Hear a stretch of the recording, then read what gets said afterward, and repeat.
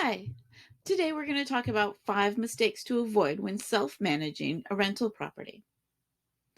Number 1 would be not keeping good records. This will include both financial records and lease agreements. For financial records, it's a good idea to keep the records in a software management program or a detailed Excel spreadsheet. You'll want to track any repairs, costs, hours spent working on the property, and a rent payment history for any disputes that may arise with the tenants. These are not only important for your taxes, but they also may help in any court cases for lack of maintenance from an unhappy tenant. Now, your rental agreements. Without a written rental agreement, there are no rules in place, so you cannot evict a tenant for not paying if you do not have written proof of what they're supposed to be paying. Any lease or rental term that goes over 12 months must be in writing. So you have to be able to prove the terms of the lease. At minimum, you need to see what trade of compensation for the tenancy, any breach of agreement, and to be able to prove that you were noticed them of their breach. The second would be a maintenance schedule. Deferred maintenance can be extremely costly. You want to maintain your property in good condition for happy tenants and reduce your overall maintenance costs. At minimum, you want to service your heating and cooling systems. Do roof inspections and termite inspections at a very minimum, at least every 5 years. I encourage you to even have a home inspection done every couple of years so that you know of any issues that may be hiding. It's always a good idea to stay on top of maintenance so needed repairs do not sneak up on you. You also need to make sure to keep reserves because schedule out. You will need a new roof or other major items that need to be replaced, such as an air conditioning system.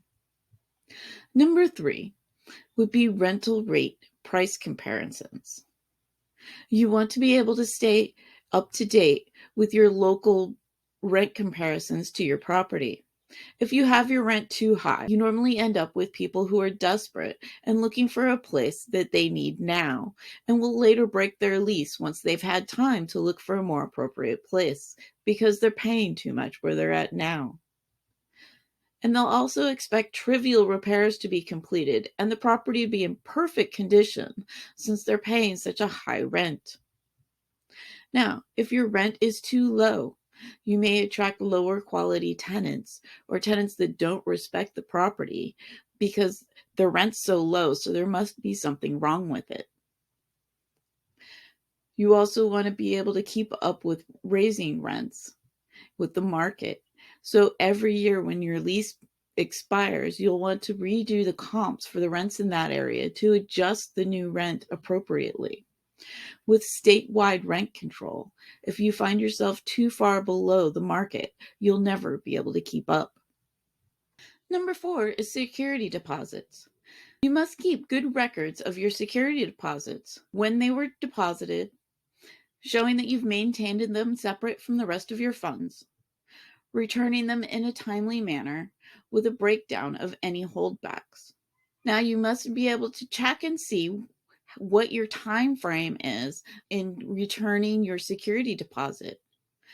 When returning the security deposit, if there's any holdbacks, you need to be able to give them a detailed breakdown of what those funds went to that you're holding back and receipts to prove the funds were spent.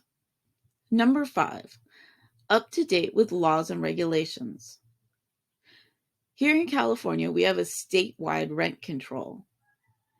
You need to know if your property is exempt or not. And this is on any 2-unit or more property that is more than 15 years old. And this has rent control plus at-fault evictions. You need to keep up with non-discriminatory practices as the state is constantly adding new protected classes. The laws are always changing and can be difficult to keep up with. It's almost a full-time job. As a property management company, these are things that we see when taking on new properties that have been self-managed. Our goal is to be understanding that self-managing a property can be a complex job and frustrating and time-consuming.